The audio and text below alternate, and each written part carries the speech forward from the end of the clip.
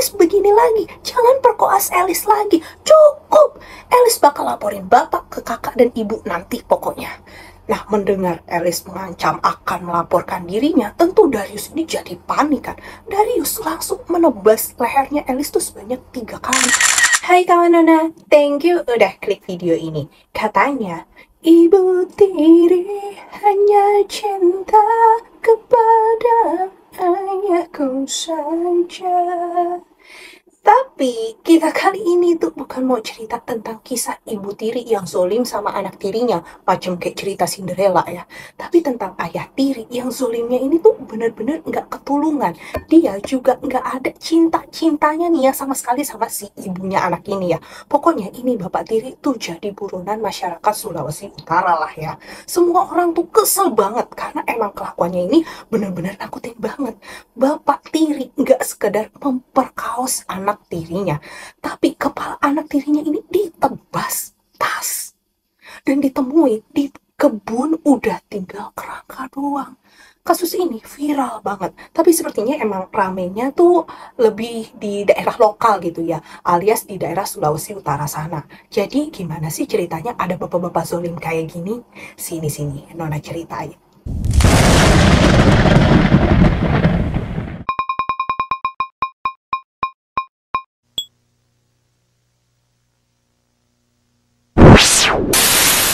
Sebelum mulai ceritanya, Nona mau disclaimer cerita ini tuh dibuat berdasarkan berita-berita yang sudah beredar dan diterbitkan oleh beberapa media publik yang Nona rangkum dan ceritakan kembali dalam bentuk alur cerita. Dan mohon maaf juga ya kalau suara Nona nih mungkin masih bindeng gitu ya karena masih flu. Oke, di Kelurahan Ranomut lingkungan 1 Kecamatan Paal 2 Kota Manado, tinggallah seorang janda beranak 4 bernama Maria Warbung berusia 40 tahun. Anaknya ini ada yang laki-laki dan perempuan. Nah, salah satu anak dari Maria bernama Angelina Elizabeth Nahak. Elizabeth atau yang biasa dipanggil Elis ini adalah anak yang ceria dan manis gitu ya. Ditambah dia ini punya gigi yang gingsul gitu ya, yang makin menambah kecantikannya. Nah, diingat ya, Dir, karena ini tuh bakal jadi petunjuk penting di kasus ini. Elizabeth ini adalah gadis belia berusia 13 tahun yang baru aja tahun lalu tuh lulus dari SD Katolik 15 Santa Laurentius, Manado. Setelah beberapa lama menjadi janda, Maria, ibu Elis ini ya, bertemu dengan seorang pria yang usianya 53 tahun, yaitu Darius Pontoh atau yang biasa dipanggil Pak Bu. Warga desa Tateli, Kecamatan Mandola. Nah, awalnya semua berjalan baik nih ya. Walaupun emang tabiat si Darius ini kadang emang aneh gitu ya. Tapi dari pertemuan itu hubungan mereka berdua nih terus berlanjut ya, duda dan janda ini menjalin kasih. Bahkan beberapa sumber juga mengatakan mereka nih sudah menikah.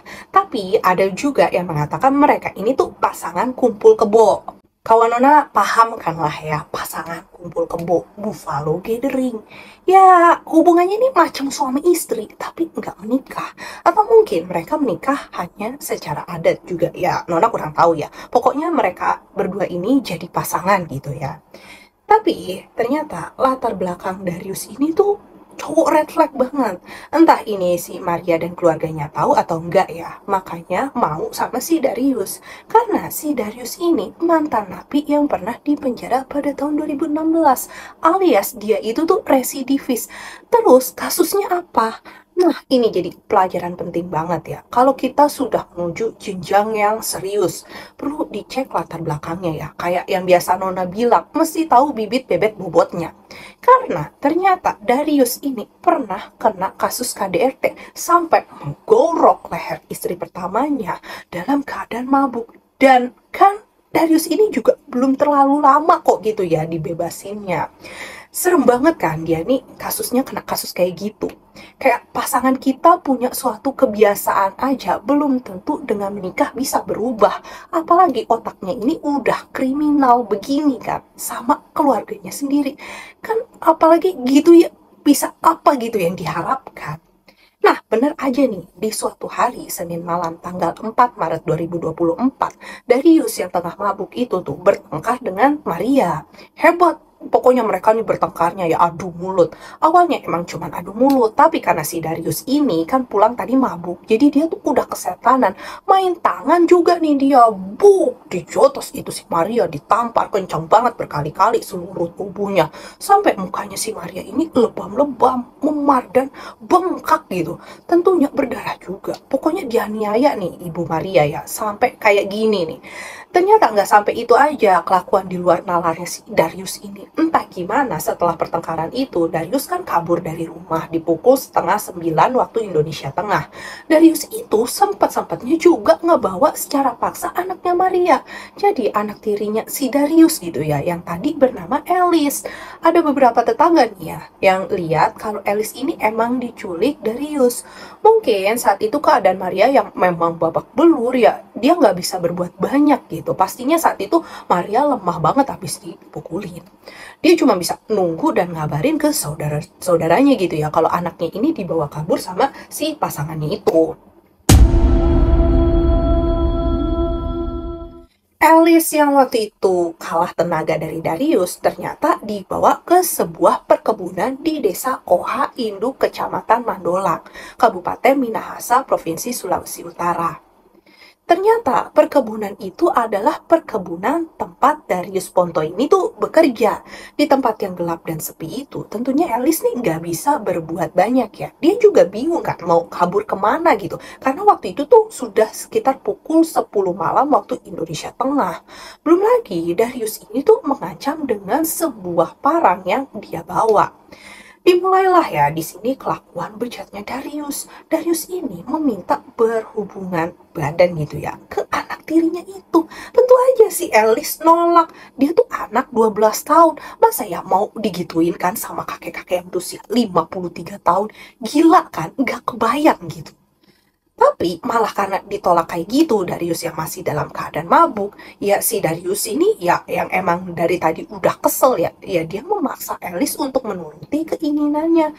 Langsung aja itu si Alice yang saat itu menggunakan celana pendek jeans dengan ikat pinggang berwarna putih, ditarik gitu aja ya sampai robek tuh celananya. Dan Alice pun diperkoas oleh Darius yang harusnya dia tuh kan bisa jadi sosok pengganti ayahnya Alice. Di saat itu, Alice ini juga dianiaya ya. Darius tuh memukul bagian kepala kanan dan dahinya Alice gitu ya, menggunakan benda keras yang diduga adalah pegangan dari si parang itu. Karena nantinya setelah diautopsi, terlihat dari hasil autopsi itu yang ditemukan adanya resapan darah di kepala tengkorak pada kedua bagian itu ya. Nah, jadi di dahi sama kepala bagian kanan gitu ya, habis dipukul gitu. Nah, belum puas nih kan ya si Darius. Keesokan harinya di tanggal 5 Maret 2024, sekitar pukul 10 pagi, Alice yang saat itu tuh nggak berdaya ya, lagi-lagi diperkaos sama si Darius. Di sisa-sisa tenaganya, Alice ini sempat berontak. Dia tuh berusaha berdiri, mau pergi dan melaporkan apa yang dilakukan Darius pada dirinya. Walaupun ketakutan, Alice ini berusaha menguatkan dirinya. Alice tuh kurang lebih bilang gini ya, cukup pak, cukup, jangan perlakukan Alice begini lagi, jangan perkoas Alice lagi, cukup. Alice bakal laporin bapak ke kakak dan ibu nanti pokoknya. Nah, mendengar Alice mengancam akan melaporkan dirinya, tentu Darius ini jadi panik kan. Darius langsung menebas lehernya Alice tuh sebanyak 3 kali, yaitu 2 kali di bagian depan dan 1 kali itu di bagian belakang dengan senjata tajam ya yang tadi berupa parang, hingga kepalanya Alice pisah dari badannya. Setelah itu, apa yang Darius lakukan? Nggak ada si Darius ini nguburin jasadnya. Alice tuh nggak ada. Boro-boro dikuburin, nggak diapa-apain, itu cuman ditutupin sama beberapa batang singkong. Dan terus ya udah ditinggalin gitu aja gitu kan. Dia malah jalan ke arah sungai buat membersihkan diri dan mencuci pakaiannya. Habis itu dia tuh kabur nih ya ke berbagai daerah, pindah-pindah nih dia pokoknya daerah sekitar Sulawesi Utara. Sedangkan Maria dan keluarganya ini berusaha mencari si Alice kan. Mereka tuh melaporkan kehilangan Alice ke kepolisian. Mereka juga nyariin Alice di daerah sekitar mereka kan. Alice, di mana kau nak? Alice pulang nak. Sampai keluarganya juga menyebarkan fotonya Alice gitu ya. Juga si Darius ini. Pokoknya siapa nih yang bisa menemukan laki-laki ini? Laki-laki ini telah membawa kabur keponakan kami nih yang bukan anak kandungnya. Kurang lebih kayak gitu ya berita yang tersebar gitu ya di sosial media. Tentu jadi heboh nih di Manado sana gitu kan, anak gadis dibawa kabur bapak tirinya. Tapi dicari begitu, nggak ada juga nih kabarnya tentang si Alice. Gitu juga Darius hilang gitu. Tapi begitu berita ini tersebar, ada beberapa penduduk di Pulau Siau namanya ya, yang katanya tuh ngelihat si Darius. Tapi abis itu tuh Darius nggak ketemu lagi, buron pokoknya si Darius ini. Sampai pada hari Minggu, tanggal 13 April 2024, sekitar pukul 12 siang, ada warga yang menemukan tengkorak dan kerangka manusia di sebuah perkebunan di desa Koha Induk di Kecamatan Mandolang, Kabupaten Minahasa, Provinsi Sulawesi Utara. Jadi masih di sana ya. Heboh dong itu warga. Ada tengkorak di kebun. Serem banget itu, tengkorak siapa? Nah, terus polisi tuh langsung turun tangan kan. Mereka langsung menyisir nih tempat kejadian perkara. Dan ditemukan tengkorak kepala dan kerangka tubuh korban ini terpisah sejauh beberapa meter gitu. Tentunya saat itu kan warga ya bertanya-tanya dong, apakah kepala korban ini telah ya ditebas dari tubuhnya atau mungkin ada hewan yang membawa tengkorak kepala korban sehingga berada jauh dari kerangka badannya gitu kan. Nah, pihak kepolisian pun segera menuju ke tempat penemuan kerangka manusia itu dan melakukan investigasi gitu kan.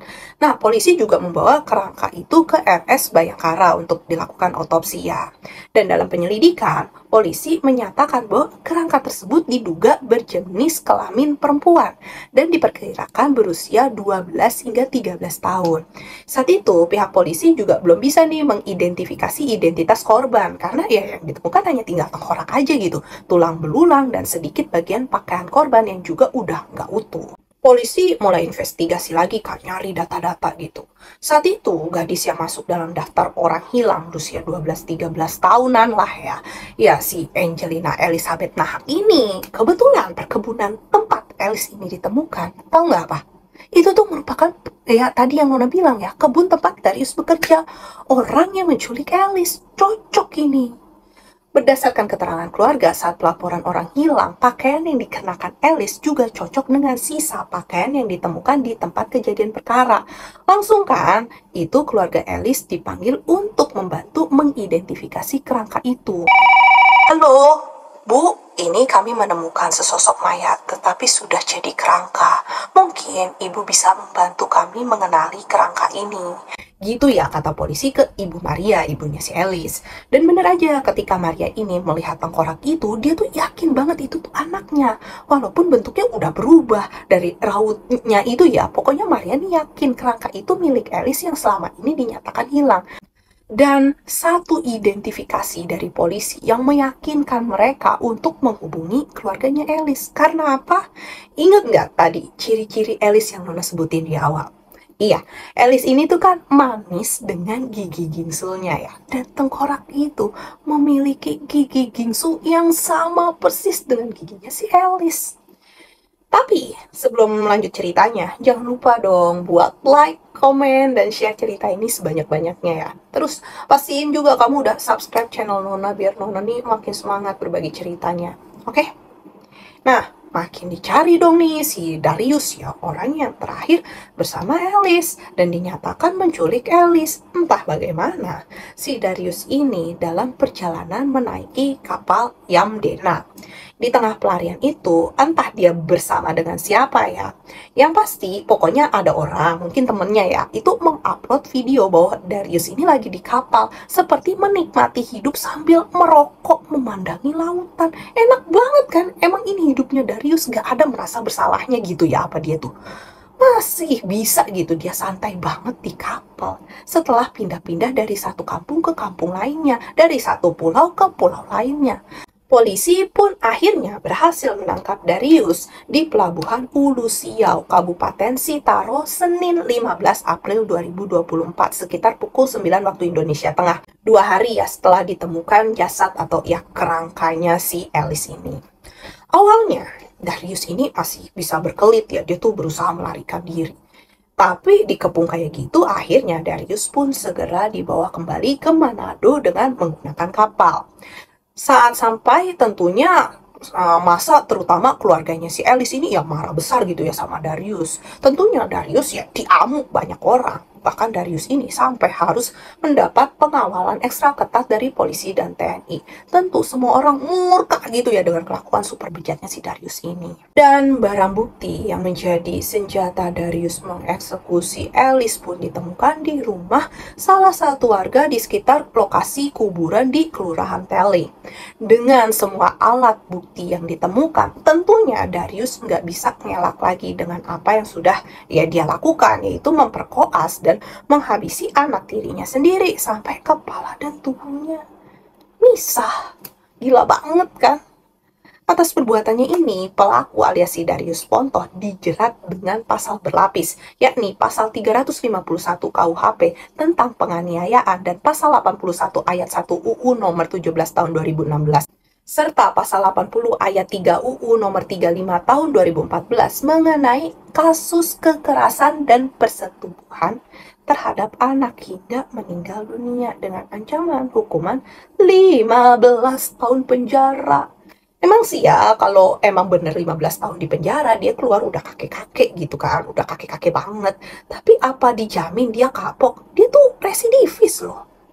Dan mungkin banyak ya yang bertanya-tanya dan gak yakin nih ya para warga dan netizen juga gitu kan.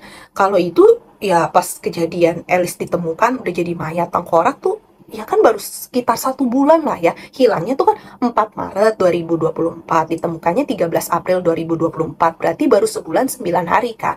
Kok bisa gitu udah jadi kerangka tanpa meninggalkan daging sama sekali. Benar-benar sisa pembusukannya itu udah nggak ada. Ya Nona juga sebenarnya bertanya-tanya ya, berarti kan dekomposisinya itu cepet banget gitu kan. Menjawab keraguan warga itu, dokter spesialis forensik dan mediko legal yakni Dr. Ade Firmansyah Sugiharto, dia tuh menjelaskan lewat artikel Detik News bahwa tubuh manusia yang sudah meninggal akan mengalami pembusukan terlebih dahulu. Pembusukan terjadi dalam kurun waktu 1 hari setelah kematian. Rentan waktu yang dibutuhkan tubuh jenazah membusuk hingga tampak tulang belulangnya dalam kurun waktu 2-3 bulan. Namun, bila suhunya tinggi serta kelembapannya rendah, biasanya jenazah akan mengalami mumifikasi sebelum terjadi skeletonisasi atau tahap akhir dekomposisi di mana sisa-sisa terakhir jaringan lunak, mayat atau bangkai telah membusuk atau mengering sehingga kerangkanya terlihat.